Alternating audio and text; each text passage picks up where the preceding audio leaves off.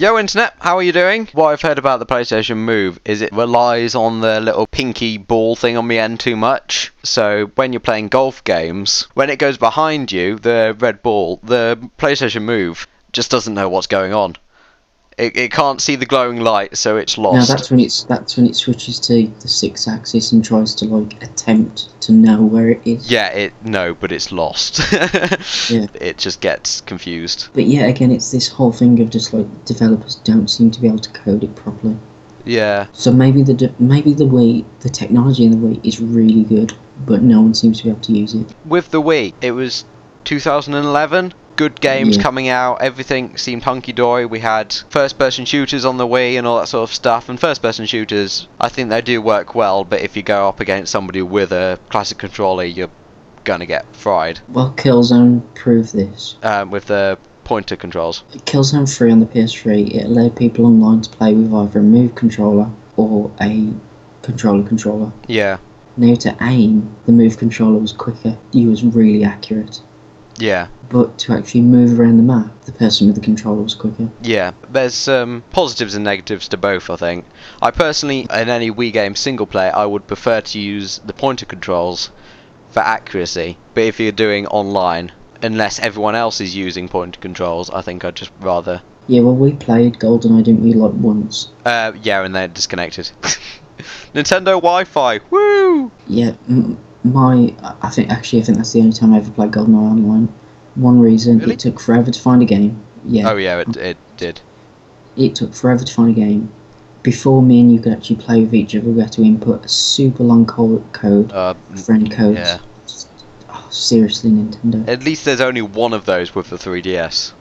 Just one. Yeah. With the Wii, it was like, exchange friend codes between your Nintendo Wiis, and that does nothing, and then you have about a bazillion different digits for every other game. It made no sense. It was terrible. And then when we got in the game, I was playing with a Pro controller, and you could tell most of the other people were playing with motion controllers because I was just like wiping the floor with these guys. Yeah. And I'm not really that good at shooters. I'm like okay, I come like middle of the board, but I was just wiping the floor, and then boom, I got a disconnect, and I was like okay. Yeah, it takes ages to find a game in GoldenEye. I haven't played it for a while, actually. So there's another reason against the Wii. The online infrastructure, or lack thereof. I think this is a Japanese thing though, because it's only really been in the past couple of years that Sony's actually got their stuff together to make a good online service. No, not home, I mean PlayStation Network as a whole, the store. It's taken like a couple of years to get good. Yeah. It was terrible. I got my PlayStation 3 on launch day, and the PlayStation Store was slow, clunky, and just so user-unfriendly, it's untrue. The Japanese and online, they don't seem to get it. And Nintendo, it's just not up to par with what Sony and Microsoft are doing. I think Miyamoto...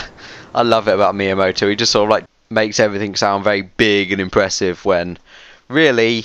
We've been doing this for the past 5 years, Miyamoto. I know you've only just discovered this internet thing, which all the kids are doing. I mean, the Wii Vitality Sensor. What the hell was that? That didn't happen. That wasn't even a thing.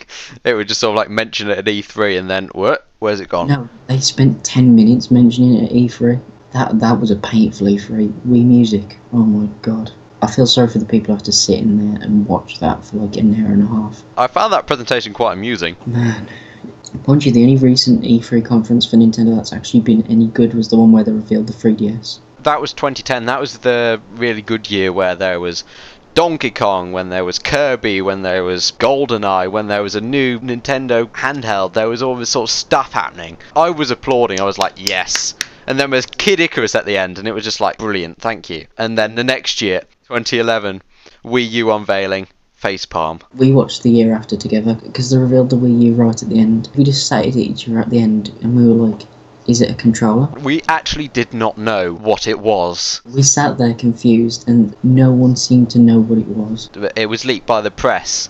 Once they got to the booths, it was unveiled that it was actually a console. Yeah, but why didn't they reveal that at the show instead of like focusing on because the I think controller?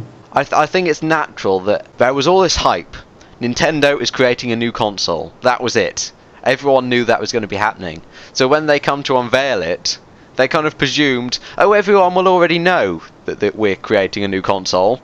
So we don't actually need to use the word console, which they just kept using the word tablet, controller, touchscreen. Yes, that was like terrible mostly because they just showed nothing. Again, they unveiled a console and they didn't unveil any games. Games is what games consoles are for. I don't like the Wii as a piece of hardware, but I like it for what it's achieved with the gaming community, bringing people who, I mean, before video games were things which, it was kind of like an antisocial thing, which was generally considered by parents to be, oh no, don't play video games, they're sort of like... They will make you violent. Yeah, so that's basically it. But then we had all party games and stuff on the Wii, and we had Raving Rabbits, and then everything was hunky-dory for everyone. Video games were a thing for everyone, and now iOS has taken over.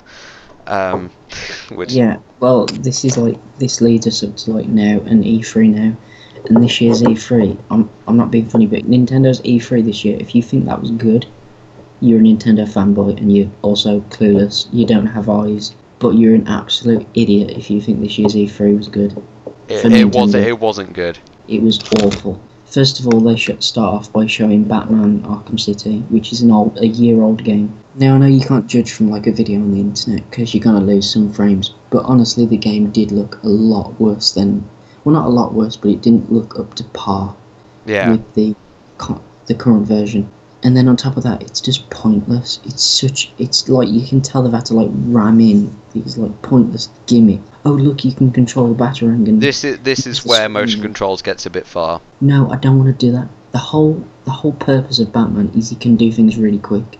That game is supposed to be about quick action. Taking like a minute to control a Batarang, that's not quick action. That's just getting in the way. It's pointless. So anyway, they show that, and that's like, oh, okay, fair enough. Then they show some 3DS stuff, and everyone's like, yay, 3DS stuff, because that needs games, because there's nothing on it. They didn't really show the games, but yeah. Well, they showed Luigi's Mansion too. That's all. That is literally all they showed in full. Oh, and they showed new Super Mario Bros. 2. Oh yeah, which is a terrible game. I think it's average, from what I've seen. Neither of us own a 3DS, by the way. We're just talking about what we've seen, what we've read. I mean, I've tried a couple of games. Have you tried the 3DS? Yeah, I've tried the 3DS, and I think it's terrible. I think it can take some getting used to. Mind you, I don't believe in 3D. I think 3D is rubbish, but yeah, it makes the image darker. You lose frame rate. It's just no. No, I think it's ahead of its time, really. Don't give me 3D ever. That and the 3DS games, none of the games appeal to me on the 3DS, so that's why I haven't bought one. No, that's fair enough. There was one game that looked really good, Resident Evil Revelations. I was just about to say that to you, yeah. That looks really good, but I can't buy a console for one game. No, it's not worth it. And then you get like crappy ports like Metal Gear Solid 3 Snake Eater 3D. Oh, which is just like as soon as I heard about that, some people liked the concept. I don't like ports in most cases, especially if they big it up. If it's kind of like the Wii Shop channel or the 3DS shop where it's just, yeah, we've got NES games on here which you can buy for sort of like £2 to a £5 or something, I'm like, yeah, okay, that's cool. I can play the original Zelda wherever I go, great. Wasn't like the Zelda NES game like $5.99? Yeah. I mean, it's just, no, don't charge that for a NES game. That's what Apple's winning.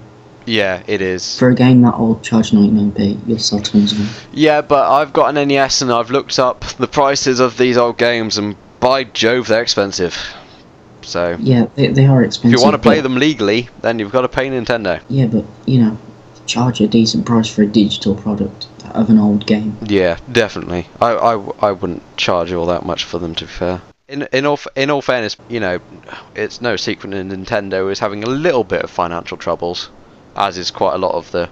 I mean, Sony's having problems, aren't they? Yeah, that's Sony as a whole, because they make so much stuff, so obviously they lose a lot of money. Yeah. And the PlayStation department hasn't been... Well, games on a whole, game sales are down, you know.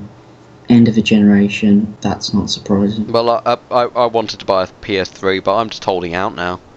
Because what's the point? There's the Wii U, there's the talk of the Xbox 720, there's a couple of things coming about that. And you know that I mean, not too long, there's going to be the PlayStation 4, so what's the point? Well, we can talk about this on the next podcast about the next generation consoles, but yeah, like, as of Nintendo, as of now, I think the Wii U is just... I mean, it's going to sell loads, because, like, Nintendo fanboys will buy anything.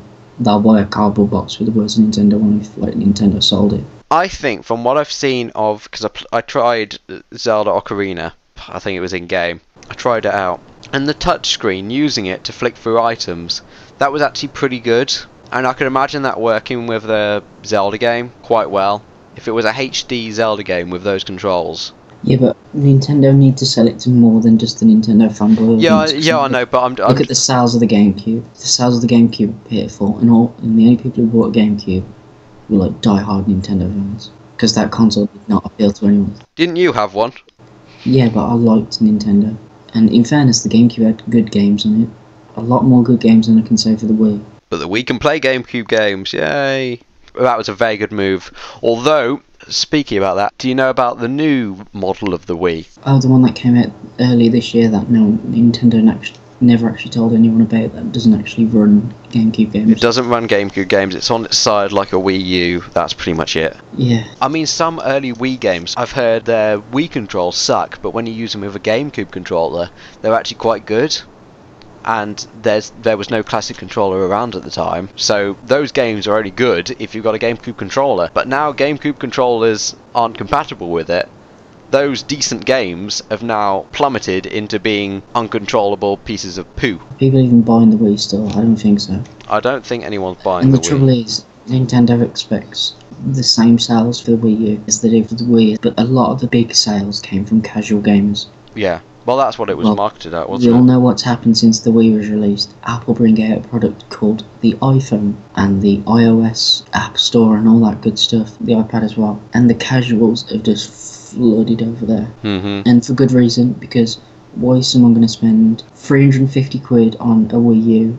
That's the rough price we're guessing in it, like $299. Yeah, I mean, I could go on a bit of a rant about it, but I do actually quite like iOS. iOS is amazing. I haven't had access to iTunes for quite a while, but the App Store, some of the games on there, 50p, and the amount of hours which I've just been sat there playing Little Acorns or Fruit Ninja or Temple Run or something like that. That's the thing. The people who are buying the Wii and then buying the games pre-owned, which means the only money coming from those casual was from the initial console sale.